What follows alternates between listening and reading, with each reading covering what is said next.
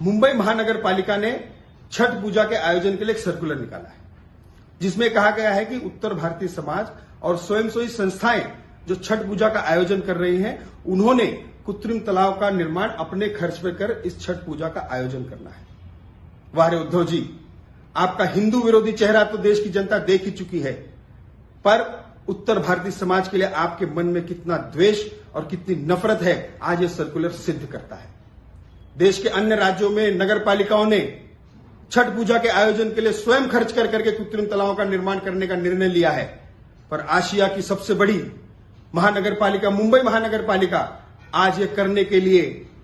तत्परता दिखा नहीं रही है। उद्धव जी, मैं आपको एक बात स्पष्ट कर देना चाहता हूं कि 20 लाख उत्तर भारतीय मुंबई में रह रहे हैं। अगर मुंबई महानगर पालिका ने कृत्रिम तालाबों का खर्च स्वयं पर नहीं लिया तो आने वाले चुनाव में आपको इसका भुगतान करना पड़ेगा, यह मैं आपको स्पष्ट कर देना चाहता हूं।